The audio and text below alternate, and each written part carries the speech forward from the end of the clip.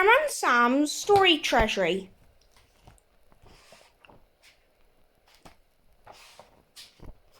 Fireman Sam and the Fountain. Pontypandy Park had been open for 100 years. It's the centenary next week, said Station Officer Steele. We must do something really special to celebrate the event. Bella's organised a party, said Fireman Sam. Said Station Officer Steele. We need something extra special that no one else will have thought of.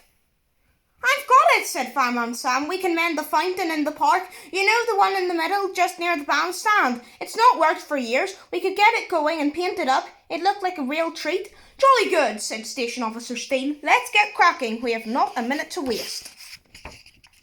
The day of the centenary came, and it was boiling hot. Phew, gasped Fireman Elvis Cridlington as he buttoned up his heavy uniform. I could do with a swim. Not now, Cridlington, said Station Officer Steele. Let's just concentrate on the fountain for the moment.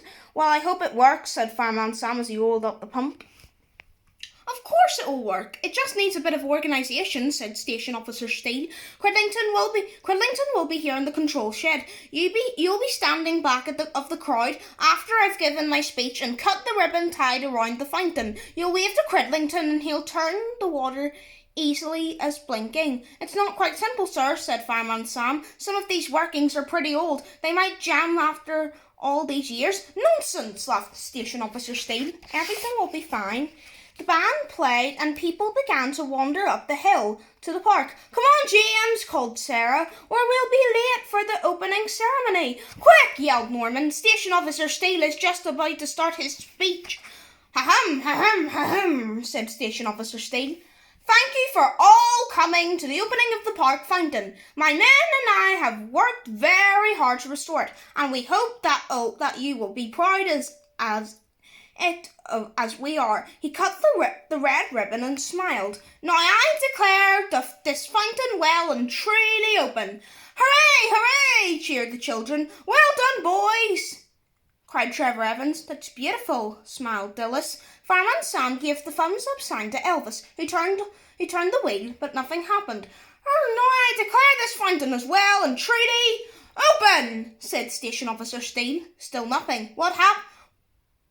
Nothing happened. What's going on? He hissed. Fireman Sam shrugged his shoulders. I don't know, but I'll try and find out, he said.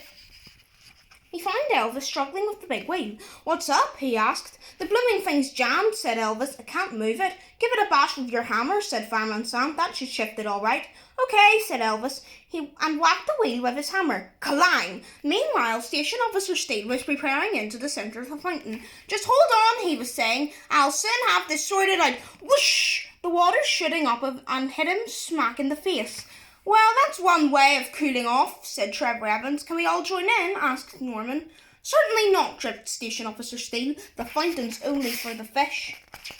Only for fish. Norman peered into the big stone bowl. I can't see any fish, he said. They're here, said James, as he tipped some goldfish out of the plastic bag into the water. Where did they come from? Asked Norman. From the pond, said Sarah. Look, I've got some too. She tipped her bag into the water and with a flick of their tails, the fish went darting off. Quack, quack, went some ducks and landed into the splash of a fountain. Norman watched the ducks. I'd like a paddle too, he thought, and hid behind the bushes. The band began to play, and everyone slowly wandered to the bandstand to listen to the music. Are you coming down to my party later? Bella asked the fireman. We'll be down when we finish this shift, said Fireman Sam. Where's Norman? Asked Sarah. He's probably run on ahead to sample the ice cream, laughed Trevor. As soon as they all gone, Norman slipped out from his hiding place and jumped into the fountain. Whee! He cried as he danced out of the splashing water. Cool at last! Whee! Suddenly he heard a voice. Hello there, Norman. I thought you'd gone back to Bella's. Oh, Elvis, gulped Norman. What are you doing here? I had to stay behind and fix this bloomin' fountain, said Elvis. But look what I found. He held up an old football. Here, catch! The ball came whizzing towards Norman, who caught it and sent it flying back to Elvis. Then Elvis kicked it really high and it landed plop right on top of the fountain. Wow, what a shot, giggled Norman.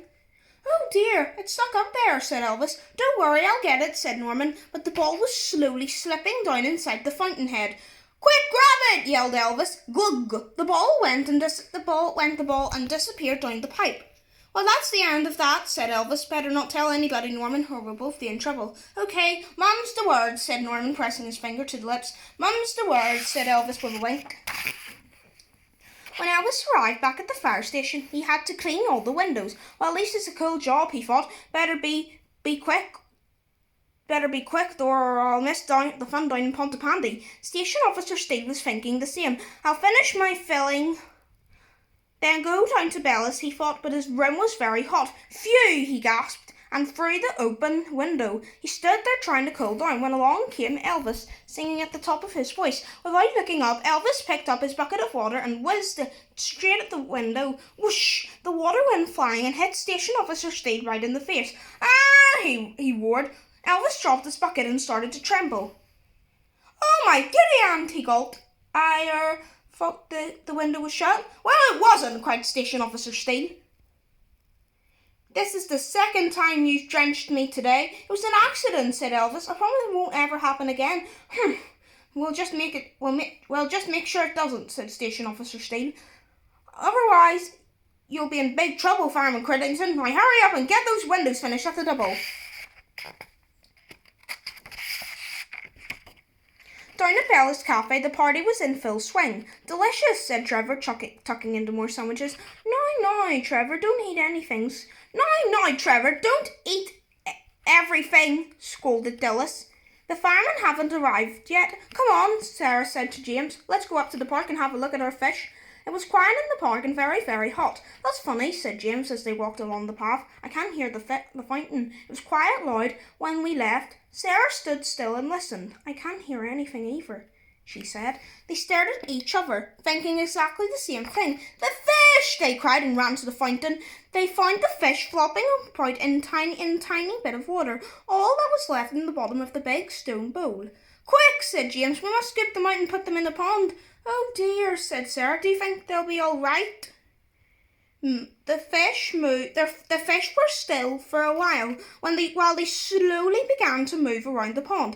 They're fine, said James, but I think we'd better tell Uncle Sam about the fountain. Poor Uncle Sam, he'll be really fed up, said Sarah. He's been working all day. Fireman Sam was fed up. Oh, Darrow, he said. I was just about to leave for Bella's party. I'd better come with you, said Station Officer Steele. They climbed into Jupiter. Fireman Sam drove them down the hill to the park. Hey, where are you going? Yelled Elvis. To the park. The fountain's blocked up again. Again? Said Elvis. Then he remembered. Oh no, the ball, he cried. Hey, wait for me. But it was too late. Fireman Sam had turned the corner and was thundering down the hill to Pontypandy. Help! Spluttered Elvis. If Station Officer Steele finds the ball, there'll be big trouble. Fireman Sam and Station Officer Steele were very puzzled. I don't know everything what the problem is, said Fireman Sam. I've checked everything. The blockage must be top. Station Officer Steele peered into the fountain head. I can't see a thing down here, he said. I tell you what, sir, said Fireman Sam. I'll switch the pump on to the maximum and see if that helps. They all waited while Fireman Sam turned the pump, but nothing happened. What's going on? Called Station Officer Steele. I don't know, called Station Officer Steele. I don't know, answered Fireman Sam. I'll pump up more water. Maybe the increased water pressure will push the blockage through. Again they waited, but still nothing happened. It's well and truly blocked this time, said James. Though, for all right, I can hear it loud and clear, but it's nothing that's coming out the upper end. Suddenly a loud rumble came from the control shed. Uh-oh, cried Fireman Sam. Sounds like we've got problems. He grabbed the wheel to turn the water off, but as he turned it, the wheel broke off his hands. At that moment, Elvis came up racing the hill towards them. Stop, he gasped. Stop! But nobody was listening to him. The rumble changed to a roar as the water thundered through the pipes. Oh, Uncle Sam, cried Sarah. What's happening? The pressure's building up, said Fireman Sam. It's got to come up somewhere. Yes, but where is the question? Said Station Officer Steele. Suddenly a manhole just beneath the bandstand shot out into the air. Whoosh! The water came bubbling up a great fountain. Stand clear, yelled Fireman Sam. There was no stopping the water. It rushed out of the pipes, down the paths, and straight towards Pontypandy.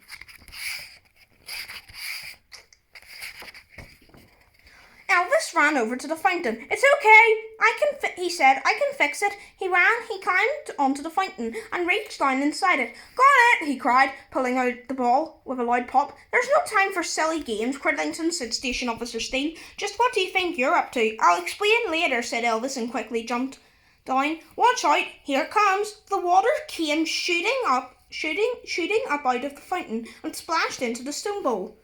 "Thank goodness for that," said Fireman Sam. "Now give me a hand with the manhole cover." They all helped Fireman Sam lift the heavy lid and put it back over the manhole. "It's safe, Uncle Sam. Is it safe, Uncle Sam?" asked Sarah.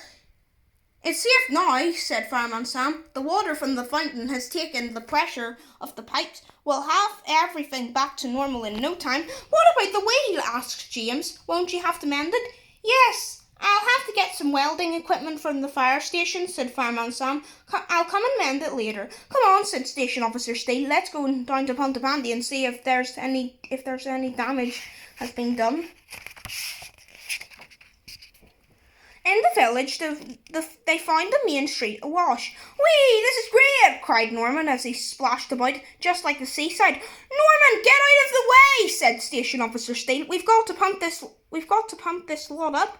Elvis got the hoses. He put one into the water and the other into the river. "Radio!" he called, switch on the pump.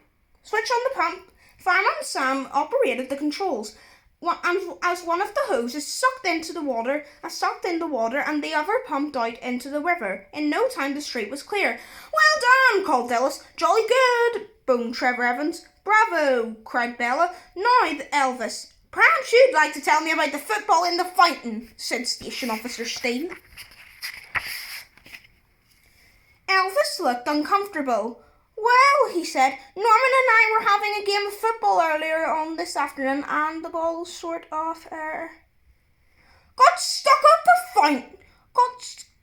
stuck on top of the fountain," continued Norman. "Got stuck?" snapped Station Officer Steele. "You were on duty, Cridlington. What were you doing playing football?" "Oh, it wasn't him," interrupted Norman. "It was me that kicked the ball. He just kicked it back.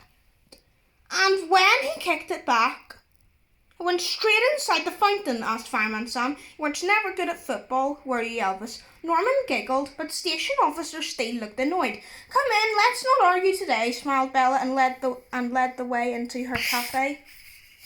"Look at all your favourite things," she said. This is lovely," said Fireman Sam. "Phew, I thought I was in trouble there," whispered Elvis. Norman winked and pressed his finger into the lips. "Mum's the word," he said. "Have you tried my spicy pizza?" Bella asked Station Officer Steele. "No, but I'd certainly like to," he replied. But watch out for it," warned Trevor Evans. "It's a bit on the hot side." Oh, that won't worry me," said Station Officer Steele, and he bit into the pizza. "Ah!" he cried. "Water, water!" Elvis grabbed a glass of water and handed it to Station Officer Steele. "Water, sir. There's plenty of that in Pontypandy." Fireman Sam says football is a good game, but only play in wide open spaces where you won't break anything if you miss the ball. The end.